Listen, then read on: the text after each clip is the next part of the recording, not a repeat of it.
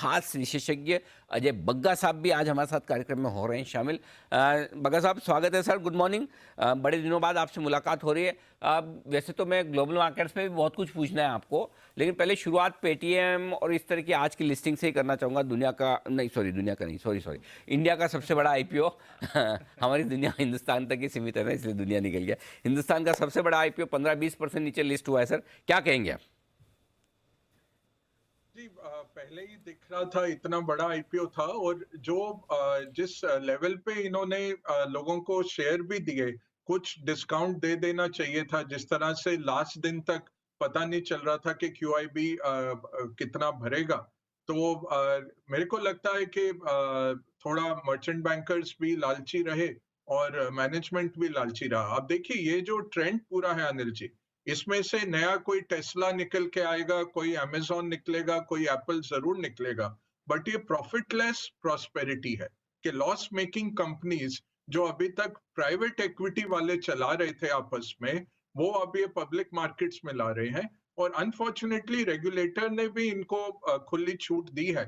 अब जब अस्तबल से घोड़े निकल चुके हैं, तब सेबी ने एक पेपर, डिस्कशन पेपर जारी किया है कि किस चीज के लिए लोग पैसे इकट्ठे कर सकते हैं। इतने लोगों ने ऑफर फॉर सेल में पैसे उठाए हैं, जिसका सीधा मतलब है कि पुराने निवेशक आपको बड़ी भारी वैल्यूएशन पे पैसे लेके निकल गए। कंपनी में वो पैसा नहीं जाता ग्रोथ कैपिटल के तौर पे। बहुत केसेस हमने ऐसे भी देखे। एक केस मैं दूंगा, क्योंकि भारतीय कंपनियां मैं ज्यादा बात नहीं करता रेगुलेटरी रीजंस की। वी वर्क जो है अनिल जी, वी वर्क में इसी तरह के ही प्राइवेट इक्विटी वाले थे। हर 6 महीने 1 साल में एक दूसरे से वो खरीद लेते थे माल, और वैल्यूएशन बढ़ा देते थे, इतना कि वो $48 बिलियन का वैल्यूएशन उन्होंने पहुंचा दिया 2020 में, 2019 के अंत तक। आज के दिन में बड़ी मुश्किल से वो लिस्टिंग हुआ जाके, 7 बिलियन का उसका वैल्यूएशन है, जो 48 बिलियन बोल रहे थे। और 5 साल में कंपनी ने $13 बिलियन का नुकसान बनाया है। 13 बिलियन। तो अगर आपने वो 48 बिलियन के आईपीओ में पैसे डाले होते, सोचिए आज आपकी क्या हालत होती। 80% आप वैल्यू खो चुके होते। तो इसको कैसे खेलना है, ये बहुत बड़ा बबल जरूर है, बट वैल्यू भी बनेगी। हम कह नहीं सकते कौन सी कंपनियां सरवाइव करेंगी और आगे जाएंगी, कौन सी बैठ जाएंगी। तो छोटी छोटी मात्रा में, बेशक 1% पोर्टफोलियो का लेके आप कंपनियों में डालिए और उसको लंबी अवधि तक होल्ड करिए। एक आध कोई ऐसा आएगा। अब देखिए, टेस्ला $2 बिलियन से शुरू हुआ था, आज $1 ट्रिलियन हो गया। पिछले जनवरी में 100 बिलियन का था टेस्ला, आज के दिन में 10 गुना बढ़ गया 1 साल में। तो इस तरह के आपको 5,000 10,000 गुना बढ़ने वाला भी कुछ मिलेगा, वो मैं कह नहीं सकता कौन सा होगा, कोई नहीं कह सकता। तो छोटा छोटा डाल के हर एक में आप रखिए और होल्ड करिए। अधिकतर इसमें से जीरो में जाएंगे। ये वाइप आउट होंगे जरूर, 2 साल लगे या 3 साल लगे, क्योंकि अगर मॉडल नहीं है तो। बट काफी हैं जो भारत कंजम्पशन पे है, जिनका रनवे है, बिजनेस मॉडल जिसका ठीक हो जाएगा, वो फिर मल्टी बैगर बन के सारी जो आपकी मिस्टेक्स हैं वो कवर कर देगा। बहुत जबरदस्त रहेगा। तो यही बेटर रहेगा, डाइवर्सिफाइड पोर्टफोलियो और लॉन्ग टर्म के लिए। बग्गा साहब, आमतौर पर जब भी फेड कहता है कि भाई अब हम टैपरिंग शुरू कर रहे हैं, जरूरत पड़ने पर ब्याज दरें भी बाद में आगे बढ़ाएंगे, उसके बाद किस तरह का माहौल रहता है अमेरिकी बाजारों का, और वहां से क्या संकेत लेने चाहिए सर? देखिए अनिल जी, 2013 का लेसन, सबने कड़वा लेसन बहुत अच्छी तरह सीख लिया कि जब वो बेन बेर्नांके ने बोला अब हम टेपर करेंगे, सब मार्केट्स गिर गए थे बहुत तेजी से, स्पेशली इमर्जिंग मार्केट्स। अब क्या होता है, जब रेट बढ़ते हैं तो डॉलर बढ़ता है। डॉलर बढ़ना इमर्जिंग मार्केट्स के लिए खतरे की घंटी बजाता है। तो यही हुआ है। अभी हमने देखा है आउटफ्लोज भारत से 2 महीने से जा रहे हैं। इस बारी पावल ने बहुत अच्छी तरह इसको हैंडल किया, ताकि जब नवंबर में उन्होंने कहा भी टेपर हो रहा है, तो कुछ मार्केट्स में असर नहीं पड़ा। 65 बारी इस साल अमेरिकी मार्केट ने लाइफ टाइम हाई बनाया है, जो 1995 में 78 बार का लाइफ टाइम रिकॉर्ड है। और 78 बारी 1995 में आया था। दूसरी बारी ये सबसे बड़ा इतिहास है पिछले 100 साल से ज्यादा के लाइफ टाइम हाई इतने बने हैं, और ये टेपर के बाद भी 10-12 लाइफ टाइम हाई उन्होंने बनाए। तो अब होगा क्या अनिल जी? 15 बिलियन डॉलर, वो 120 बिलियन डॉलर की खरीदारी हर महीने करते थे। आप कह लीजिए कि एक स्टिमुलस 120 बिलियन डॉलर का हर महीने वो डालते थे अपने फाइनेंशियल सिस्टम में, जिससे वो बैंक्स वगैरह में जाता था। वो 15 बिलियन से वो कम करते जाएंगे और जून तक उसको जीरो कर देंगे। बट इसका अगर आप मैथमेटिक्स करिए तो जून तक 400 बिलियन का और स्टिमुलस इस मार्केट में डलने वाला है। तो ये मार्केट कहाँ जाएगा अनिल जी? दूसरा, लोग कह रहे हैं इन्फ्लेशन बहुत बढ़ गई है, रेट्स बढ़ाने चाहिए थे। इन्फ्लेशन आपकी क्यों बढ़ी है? तेल की कीमत आपकी 50% बढ़ गई है साल दर साल, वो सबसे बड़ा है। दूसरा है सप्लाई चेन्स, जो कंटेनर्स की कॉस्ट, कंटेनर्स की किल्लत जो है, और सप्लाई चेन सेमीकंडक्टर्स नहीं हुए, बाकी चीजें नहीं पहुंच रही थी। अमेरिकन जो रिटेल स्पेंडिंग है वो इतना दमदार रहा। फिर 2 दिन पहले अमेरिकन रिटेल नंबर्स आए और मार्केट्स एकदम से प्रोत्साहित हो गए। बहुत जबरदस्त उसमें खरीदारी हो रही है।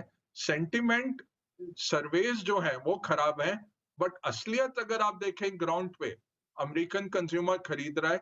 और अभी क्या हो रहा है, चाइना से माल जल्दी मंगाया जा रहा है, क्योंकि जो 3 हफ्ते में माल पहुंचता था वो 8 हफ्ते लग रहे हैं। तो क्रिसमस की तैयारी में, ये थैंक्स गिविंग की तैयारी में जो अगले हफ्ते होगा, उसमें क्या हुआ कि चाइना को जो ऑर्डर्स थे वो बहुत जबरदस्त मिले।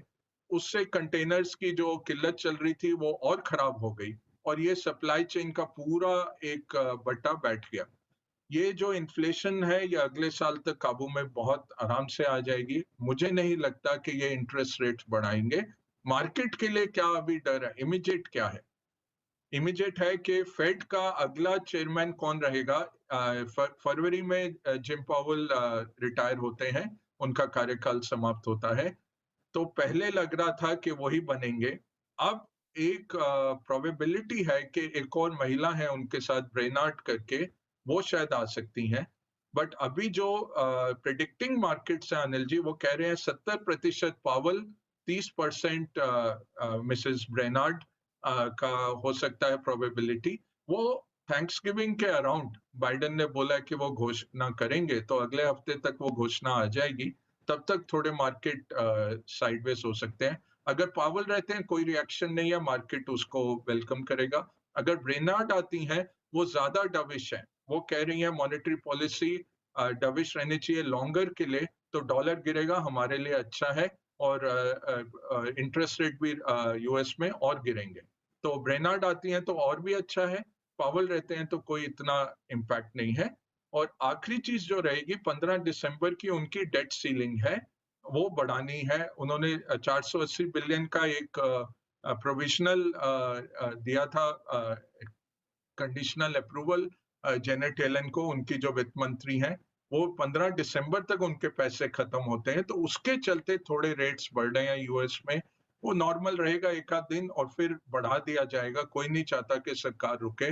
ये यूएस का इतना बड़ा फिस्कल डेफिसिट है, पिछले साल 3 ट्रिलियन से ज्यादा था, इस साल 2 ट्रिलियन से ज्यादा है। 10% का फिस्कल डेफिसिट चला रहे हैं नोट छाप छाप के।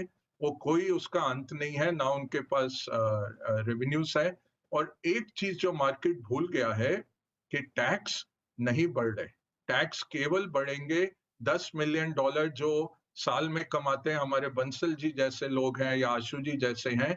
10 मिलियन से ज्यादा कमाने वालों पे ही टैक्स बढ़ रहा है, बाकी किसी पे टैक्स नहीं बढ़ा। ये मार्केट बिल्कुल ये मार्केट के लिहाज से छूट गया। एकदम से ये निकल के आएगा और मार्केट फिर दौड़ेगा अनिल जी। वैल्यूएशन हाँ। हाई है, मार्केट ऐसा नहीं है कि चीप है, और मल्टी ईयर बुल मार्केट हो गया अमेरिका का। करेक्शन लाजमी है, अभी नहीं आती। मुझे लगता है 1 से 2 साल चल जाएगा। बग्गा साहब भी हमारे साथ तैयार है।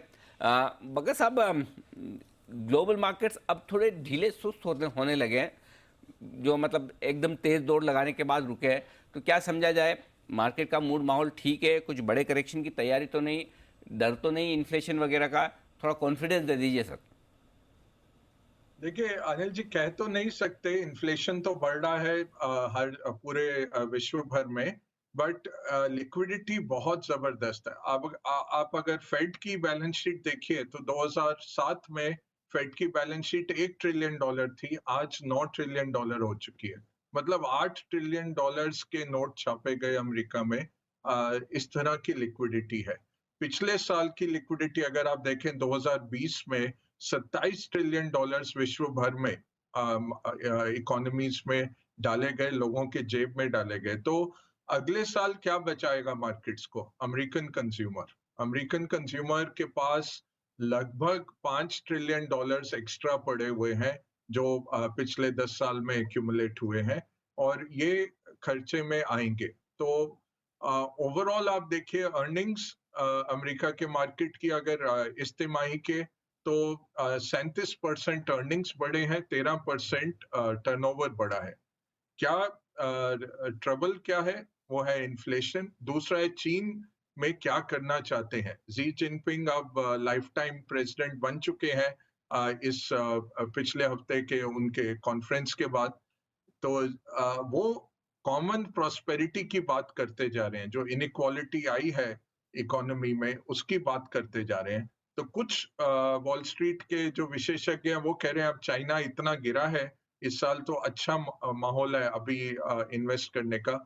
कुछ कह रहे हैं कि नहीं, ये चाइना अभी बिल्कुल आप रिलायबल नहीं रहा, और ये कंपनीज को खत्म करने में लगे हुए हैं, या एटलीस्ट उनसे पैसे निकाल के लोगों में बांटने में लगे हुए हैं। तो चाइना एक दिक्कत है। अमेरिका, इन्फ्लेशन जरूर है, टेपर शुरू हुआ है, बट जैसे मैंने कहा 400 बिलियन जून तक फिर भी मार्केट में डलेगा। तो 400 बिलियन भी बहुत बड़ा स्टिमुलस होता है। ये हो गया कि हम ट्रिलियंस की बात करने लग गए हैं, बिलियन की वैल्यू नहीं रही। ऐसे ही बिलियन के मार्केट कैप लोगों को ओवरनाइट मिल जाते हैं और यूनिकॉर्न्स बन जाते हैं।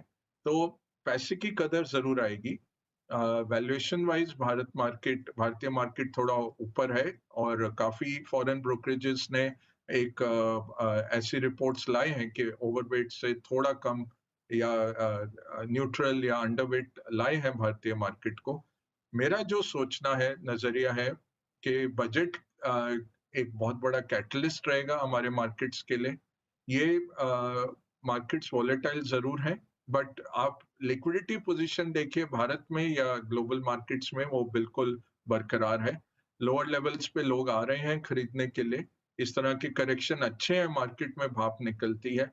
आईपीओ का भी जो आज करेक्शन आ रहा है वो भी अच्छा है, ताकि इन्वेस्टमेंट बैंकर्स को ये ना लगे कि चूना लगाओ पब्लिक को, क्योंकि रेगुलेटर तो कुछ नहीं कह रहा है अभी, और जिस भी लेवल पे प्राइसिंग मिले अभी आप पैसे लेके दौड़ो।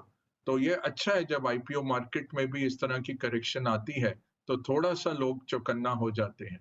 तो बहुत आसान चीज है। आप अपना पोर्टफोलियो देखिए। अगर इक्विटी एलोकेशन आपकी 70% होनी थी, आज 80% है, वो 10% काट लीजिए। बाकी बने रहना है। ये मार्केट बढ़ेंगे। जब इंटरेस्ट रेट साइकिल शुरू होती है, ये आपने पूछा था, मैंने आंसर नहीं दिया।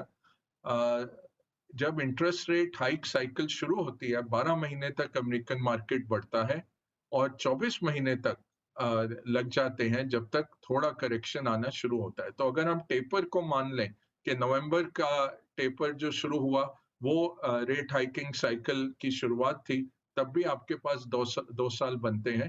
पर मुझे 1 साल का रनवे तो क्लियरली दिखता है, लिक्विडिटी के कारण और यूएस कंज्यूमर के कारण। ये दोनों रहेंगे बहुत दमदार मेगा ठीक। ट्रेंड्स, जो मार्केट्स को ऊपर रखेंगे। तो कम से कम पैसा है, लिक्विडिटी है, और उसके चलते अमेरिकी बाजारों में कोई बड़ी गिरावट का खतरा और अंदेशा नहीं है। बस सर ये कॉन्फिडेंस मिल जाए, इसकी ज़रूरत थी कि बाहर से नहीं रहा। अब हमारा तो जो हाल है वो है ही है सबके सामने, लेकिन सामने अमेरिका गिर जाए तो फिर मुश्किल हो जाए मामला। तो अमेरिका ज़्यादा गिरेगा नहीं, ये कंफर्ट कॉन्फिडेंस आप रख सकते हैं। बग्गा साहब, बहुत बहुत धन्यवाद आपका वक्त देने के लिए। फिर आपसे मुलाकात जल्द होगी। बहुत बहुत शुक्रिया सर।